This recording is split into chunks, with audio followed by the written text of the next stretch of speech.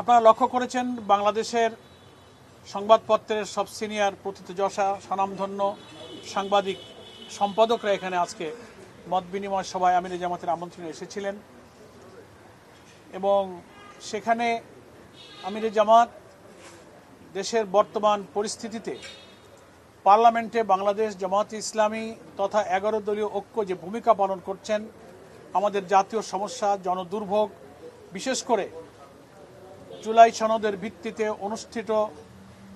যে গণভোট সেই গণভোটের গণরায় বাস্তবায়ন নিয়ে যে সংকট তৈরি হয়েছে সেই সংকট উত্তরণের জন্য জামাত ইসলামের যে পার্লামেন্টের ভূমিকা রাজনৈতিক মদের ভূমিকা নিয়ে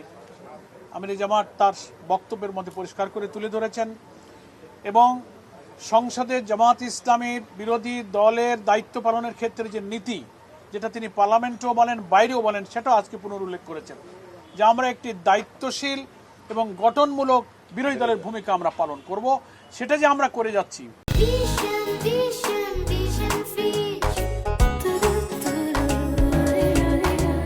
প্রচলিত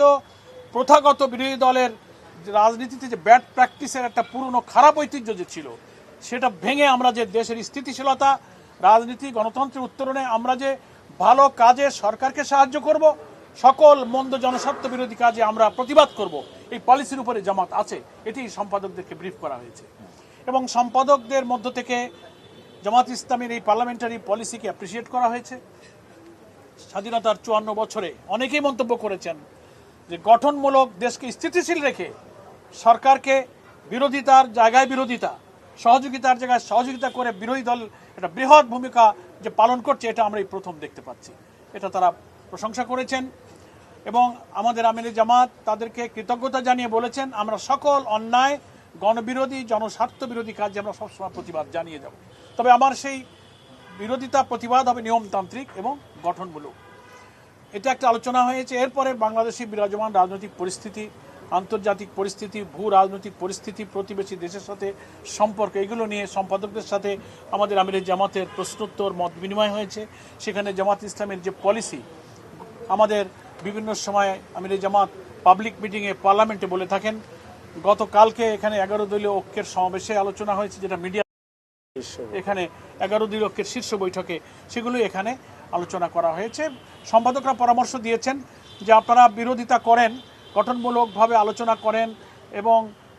জনগণের দাবি নিয়ে প্রয়োজনের আস্পাতে আপনারা থাকেন কিন্তু আগের বিরোধী দলের মতো অসহিষ্ণু অস্থিতিশীল বা সহিংস কোনো পথে গিয়ে দেশটাকে আর অস্থিতিশীল করবেন না এ ব্যাপারেও কোনো সম্পাদক আমাদের আমিরে জামাতের সহযোগিতা কামনা করেছেন আমাদের আমিরে জামাতের বক্তব্যটা আমরা আবার স্মরণ করে দিই গণভোটের ব্যালটে যে 4টি প্রশ্নে 70% লোক হাতে ভোট দিয়ে জয়যুক্ত করেছে ওই রায় কার্যকর করার প্রশ্নে 11 দলীয় ঐক্য তথা জামাত ইসলামী তিল পরিমাণ ছাড় দেবে না এটা জামাত ইসলামের আমিরের বক্তব্য এবং জনগণের রায়ের সঙ্গে আমরা আছি পার্লামেন্টে যদি নিষ্পত্তি হয় আলহামদুলিল্লাহ নাইলে 70% জনগণ যেখানে আছে আমরা সেখানে চলে যাব